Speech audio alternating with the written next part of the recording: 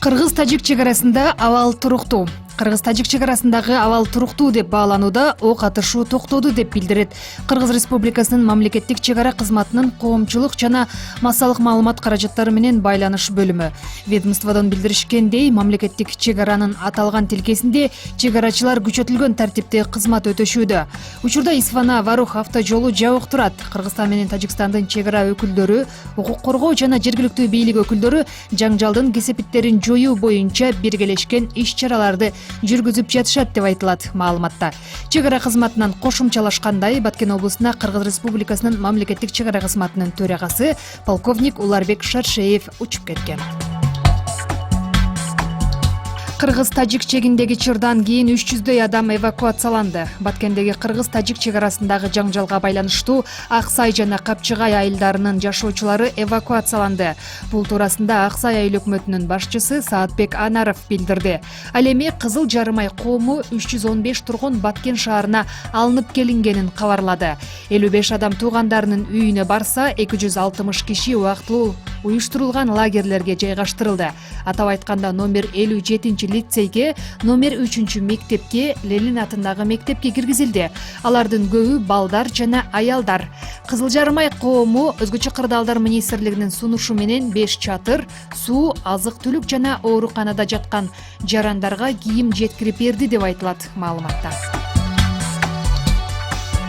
Эки кыргыз спортчусу ат оюндары боюнча Евразия чемпиондугунда жеңүүчү аталышты.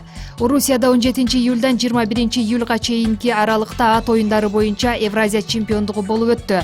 Анда эки кыргыз спортчусу ийгилик жаратышты. Конкурс боюнча эң башкы гран-при мелдешинде Кармен аттуу аты менен Камил Сабитов жеңүүчү аталды.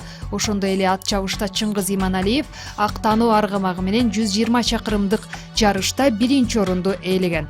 Бул Евразия чемпиондугун көптөн бери күтүп жүргөнбүз, даярдыктарды жүргүзүп жаттык.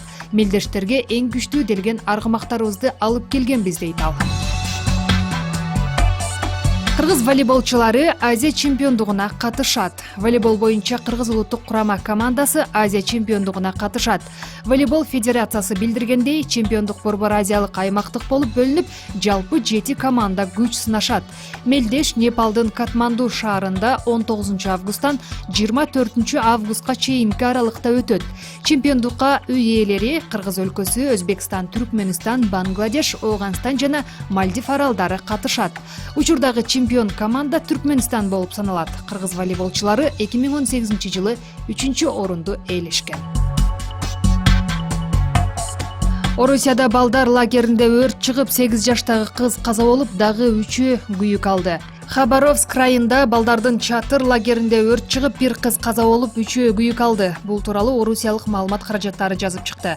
Маалыматка ылайык, окуя кечээ Солнечный районундагы Менчик Халдоми эс алуу комплексиндеги чатыр лагеринде орун алган.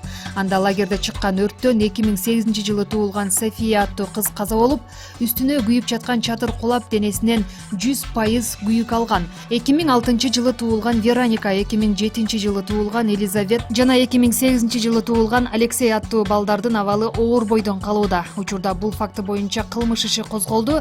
Балдардын ата-энелери менен психологдор иш алып барууда. Кырсыктын чоо жайы аныкталууда деп айтылат маалыматта.